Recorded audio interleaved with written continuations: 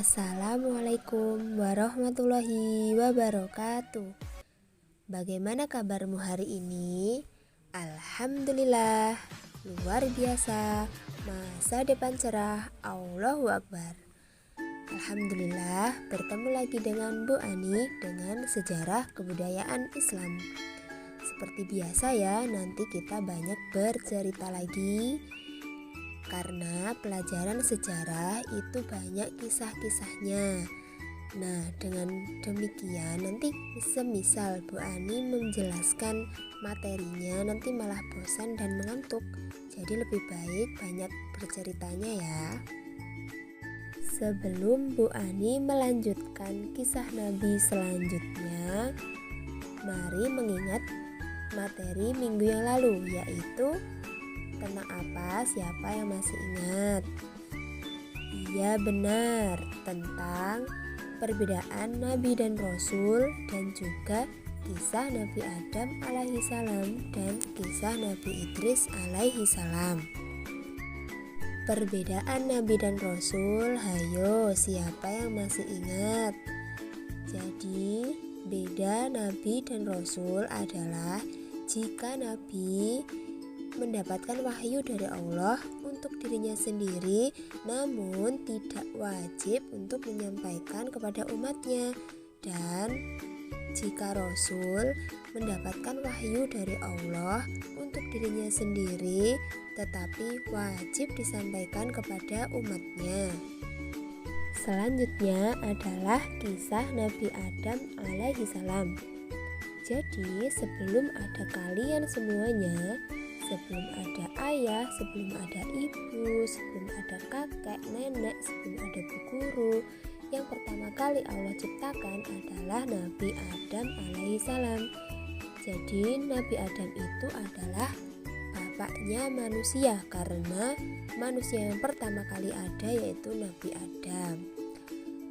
Mas ingat cerita Nabi Adam yang kemarin bahwa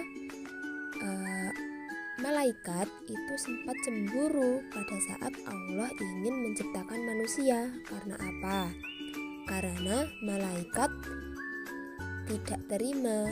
Malaikat itu sendiri kan sudah patuh, sudah bertasbih, sudah rajin memuji Allah. Kok Allah malah menciptakan manusia? Akhirnya Allah menciptakan Nabi Adam dan juga Hawa. Mereka hidup di surga. Mereka memiliki larangan dari Allah, yaitu tidak boleh makan buah huldi. Namun karena godaan iblis, mereka memakan buah itu dan akhirnya Allah marah. Kemudian keduanya dilempar ke bumi. Kisah Nabi yang kedua adalah kisah Nabi Idris. Nabi Idris alaihi salam adalah Nabi yang pertama kali mampu membaca dan menulis. Nah, jadi kita bisa membaca dan menulis sampai sekarang ini berkat Nabi Idris loh. Jadi Nabi Idris itu sangat pandai, sangat rajin. Kemudian Allah juga menganugerahkan kepada Nabi Idris yaitu ilmu membaca, menulis dan juga alam semesta. Beliau juga sangat pandai dalam menjahit bajunya. Untuk edisi hari ini yaitu kisah Nabi Nuh alaihi salam dan kisah Nabi Hud alaihi salam. Sebelum Bu Ani memberikan video kisahnya, di sini Bu Ani ingin memberikan ringkasan sedikit tentang kisah Nabi Nuh dan Nabi Hud. Nabi Nuh adalah keturunan Nabi Adam yang ke-9. Nabi Nuh mengingatkan kaumnya yang sesat karena mereka menyembah berhala. Berhala itu bernama Wat, Suwa, Ya'ud, dan Nasr.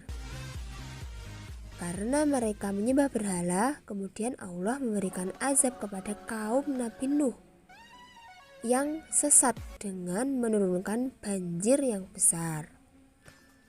Kemudian kisah Nabi Hud. Nabi Hud diutus oleh Allah untuk mengingatkan kaumnya yang bernama kaum Ad. Kaum Ad dianugerahi fisik yang kuat serta keadaan alamnya yang subur makmur. Namun justru mereka malah sombong dan lalai. lalai mereka yaitu menyembah berhala. Berhalanya itu ada namanya, yaitu berhala Soda, Samud, dan Hara. Kemudian Allah memberikan azab berupa kekeringan serta angin yang tak henti-hentinya.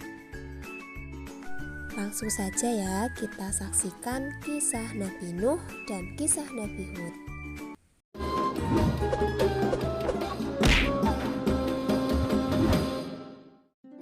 Kisah Nabi Nuh alaihi salam. Setelah Nabi Idris alaihi salam wafat, sedikit demi sedikit iman masyarakat mulai menipis. Iblis dan pasukannya semakin gemar menggoda mereka. Kemudian mereka mulai senang membuat patung. Mereka membuat patung untuk menghormati para pahlawan, leluhur, tokoh-tokoh yang sudah mati. Patung-patung itu diberi nama sesuai nama para tokoh itu. Dari sekedar penghormatan, lama-kelamaan mereka mulai menyembah patung-patung itu. Mereka percaya bahwa patung-patung itu mempunyai kehebatan dan kekuatan yang bisa melindungi dan menentukan nasib mereka. Di antara patung-patung yang disembah itu, ada 5 yang paling mereka agungkan, yaitu Wa'ad, Suwa, Yahud, Yauk, dan Nasr. Inilah asal mulanya manusia menyembah patung dan berhala. Tentu saja, ini semua hasil pekerjaan iblis dan pasukannya yang berusaha sekuat tenaga menyesatkan manusia agar tidak menyembah Allah dan masuk neraka bersama mereka. Allah tidak membiarkan manusia tersesat semuanya tanpa petunjuk. Maka Allah memilih Nuh alaihi salam untuk mengingatkan kaumnya agar mereka meninggalkan penyembahan dan berhala dan kembali menyembah Allah Subhanahu wa Ta'ala. Siapakah Nuh alaihi salam? Nuh adalah cucu dari Nabi Idris. Fisiknya kuat, terbukti dari umurnya yang sangat panjang, sekitar 1000 tahun. Hatinya mulia dan sabar luar biasa. Pikirannya juga sangat cerdas, rendah hati, soleh, dan taat kepada Allah. Nabi Nuh adalah Rasul Allah Subhanahu wa Ta'ala yang pertama. Sebelumnya, Allah hanya mengangkat nabi-nabi saja. Mulailah Nabi Nuh berdakwah kepada kaumnya. Nabi Nuh mengajak mereka untuk memohon ampun atas dosa-dosa mereka dan kembali menyembah Allah agar tidak terkena azab dari Allah. Sangat tekun Nabi Nuh mengajak kaumnya dengan berbagai cara, dengan terang-terangan di hadapan banyak orang, dengan diam-diam mendatangi seorang demi seorang. Berulang-ulang, siang dan malam, selama kurang lebih 950 tahun lamanya. Tetapi sedikit sekali yang mengikuti seruan Nabi Nuh. Kebanyakan dari pengikutnya ini adalah orang miskin dan pekerja kasar. Jumlahnya sekitar 80 orang. Yakni sebagian besar kaumnya tidak mau mengikuti ajaran Nabi Nuh. Mereka bersikap angkuh dan sombong dengan menutup rapat-rapat telinga mereka jika Nabi Nuh mulai berbicara untuk mendakwahi mereka. Bahkan mereka menantang Nabi Nuh agar mendatangkan azab yang diancamkan oleh Allah Subhanahu wa Ta'ala. Nuh, sudahlah, berhenti bicara. Percuma, kami tidak akan percaya. Sekarang begini saja, datangkan azab itu pada kami jika kau memang benar. Kami yakin tidak akan ada azab yang menimpa kami karena kelakuan kami. Kau hanya berdusta. Hahaha. Nabi Nuh mengadu kepada Allah tentang pembangkangan kaumnya yang terlaluan. Allah berfirman bahwa memang pengikut Nabi Nuh tidak akan bertambah. Hanya 80 orang itu saja. Selebihnya mereka semua tidak akan beriman karena mereka sudah sangat sesat.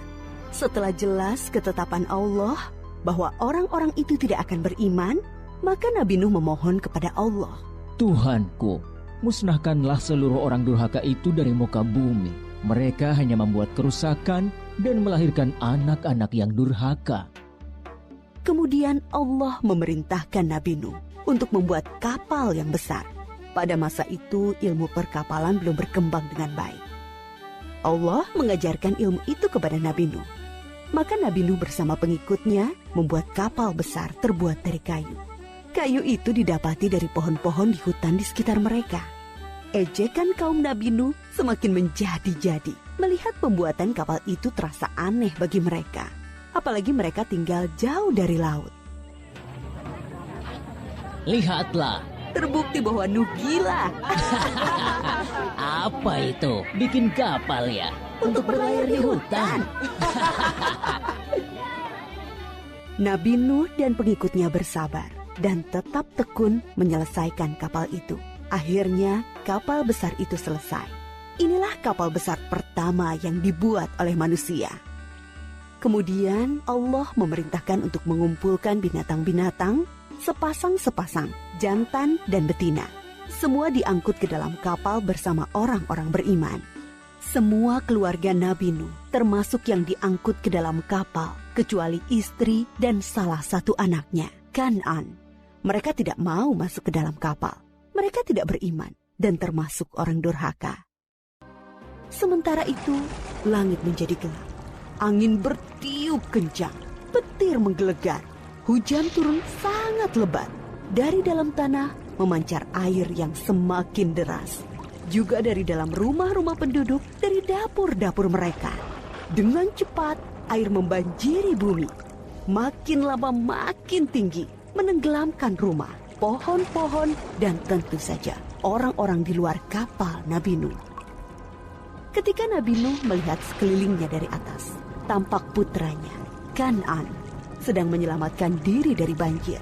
Karena kasih sayangnya kepada anaknya, Nabi Nuh berseru, Anakku sayang, masuklah ke dalam kapal ini. Tidak ada yang bisa selamat dari azab ini kecuali yang berada di dalam kapal. Tidak, ayah. Aku akan memanjat bukit yang tinggi. Pasti aku akan selamat. Tiba-tiba datang gelombang besar dan Kan'an tidak terlihat lagi. Dia termasuk yang dibinasakan. Nabi Nuh sangat sedih, tetapi beliau menerima keputusan Allah. Di dalam kapal, Nabi Nuh bertasbih, memohon ampun dan berdoa tidak henti-hentinya bersama orang-orang beriman. Setelah beberapa hari, Allah memerintahkan bumi untuk menelan banjir itu. Hujan berhenti, air pun surut masuk ke dalam tanah. Kapal pun berlabuh di daratan lagi. Orang-orang beriman keluar dari kapal dengan tetap bertasbih. Syukur yang tiada terkira. Mereka memulai hidup baru tanpa gangguan orang-orang kafir yang sudah tenggelam. Dibinasakan Allah karena kesesatan mereka.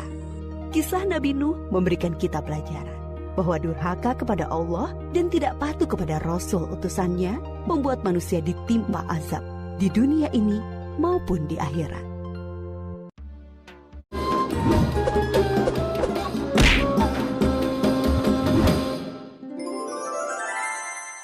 Kisah Nabi Hud alaihi salam. Setelah peristiwa banjir besar berakhir, Nabi Nuh dan pengikutnya memulai kehidupan yang baru dalam keimanan yang tinggi kepada Allah Subhanahu wa Ta'ala tanpa gangguan orang-orang kafir. Keturunan mereka kemudian menyebar ke berbagai wilayah yang luas. Ad adalah keturunan Nabi Nuh dan putranya Sam bin Nuh. Keturunan Ad kemudian dikenal sebagai kaum Ad. Kaum Ad bertumbuh tinggi besar, kuat, dan cerdas. Mereka tinggal di daerah dekat Yaman. Kaum Ad dianugerahi Allah daerah yang subur, sungai-sungai yang mengalir, kebun-kebun yang luas, dan hasil bumi yang melimpah. Kaum Ad pandai dalam tata kota dan pemerintahan. Mereka mahir membuat bangunan-bangunan tinggi, megah, dan indah dari gunung pasir di puncak-puncak bukit. Mereka juga membuat benteng-benteng yang kokoh dan saluran irigasi dan kolam-kolam. Ternak mereka pun berkembang dengan baik. Dengan anugerah Allah yang luas dan kerja keras mereka itu, kaum Ad menjadi makmur dan lebih maju dari kaum lainnya, serta lebih disegani. Hal ini membuat mereka sombong dan bermegah-megahan. Mereka menilai kemuliaan berdasarkan kekayaan dan kekuasaan. Pada mulanya, mereka adalah kaum beriman yang menyembah Allah. Lama-kelamaan, mereka mulai menyembah berhala dan patung-patung dari tokoh-tokoh mereka. Berhala yang mereka agungkan adalah Syamut dan Al-Hatar. Mereka menyerang kaum-kaum yang lain di sekitar mereka. Mereka selalu menang dalam peperangan. Mereka berlaku kejam dan sewenang-wenang terhadap para tawanan. Kehidupan sehari-hari mereka kemudian dipenuhi maksiat, penindasan kepada yang lemah, dan kedurhakaan kepada Allah. Di tengah masyarakat yang rusak itulah, Nabi Hud alaihi salam diutus Allah untuk menyampaikan ajarannya. Nabi Hud berasal dari keluarga kaya dan terpandang di kalangan kaum Ad. Akhlaknya mulia, cerdas, dan tidak terpengaruh oleh kerusakan kaumnya. Setelah sampai perintah Allah, mulailah beliau berdakwah mengajak kaumnya untuk kembali menyembah Allah. Hai kaumku, sembahlah Allah, tinggalkanlah berhala-berhala itu. Aku tidak meminta imbalan kepadamu atas semua ini. Upahku hanyalah dari Allah. Nabi Hud berdakwah dengan sabar tanpa putus asa. Tak henti-hentinya mengajak kaumnya untuk bertakwa kepada Allah, agar mereka terhindar dari azab Allah, sehingga mereka tidak mengalami nasib yang sama dengan kaum Nabi Nuh. Tetapi kebanyakan kaum Ad tidak mau mengikuti ajakan Nabi Hud. Mereka bersikeras untuk tetap menyembah berhala.